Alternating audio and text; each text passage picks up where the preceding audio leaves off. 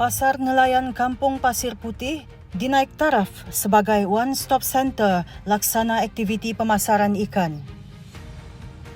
Datuk Seri Dr. Ronald Kiandi berkata, LKIM telah memperuntukkan dana sebanyak RM450,000 bagi tujuan menaik taraf pasar berkenaan. Selain menjadi pusat sehenti, pasar nelayan ini juga akan menjalankan aktiviti pendaratan ikan dan agro pelancongan kerana lokasi ini sangat strategik dan berpotensi untuk dimajukan bagi manfaat nelayan dan masyarakat setempat. LKIM juga telah memperuntukkan sebanyak RM4.32 juta bagi negeri Sabah setakat ini bagi tahun semasa untuk bantuan baik pulih rumah di bawah projek khas perumahan nelayan PKPN. Berita seterusnya. Sambutan rakyat terima vaksin terus meningkat menerusi program outreach.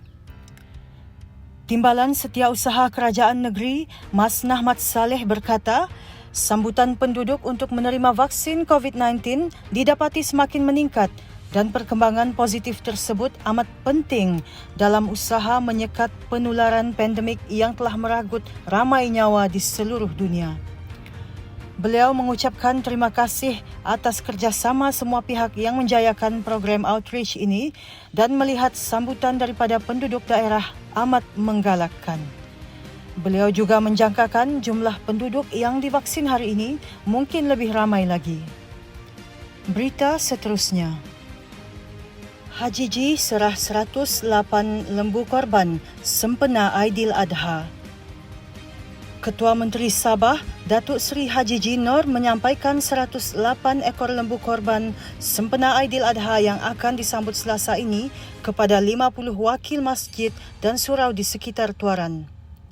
Selain itu, sumbangan lembu korban turut disampaikan oleh Ketua Menteri kepada pasukan keselamatan di negeri ini iaitu Tentera Darat Malaysia TDM, Tentera Laut Diraja Malaysia TLDM, Polis Diraja Malaysia PDRM dan Jabatan Sukarelawan Malaysia RELA.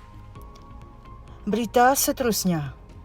Fama Sabah agih 100 bakul makanan kepada penduduk terjejas PKPD dan petugas barisan hadapan.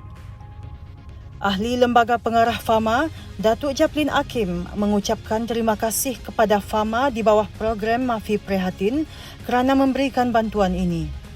Beliau berharap dalam masa singkat ini, pandemik ini akan dapat dikawal dan berharap masyarakat kampung yang terlibat dalam PKPD akan mematuhi setiap arahan yang dikeluarkan oleh pihak penguatkuasa, terutama dalam mengawal SOP masing-masing.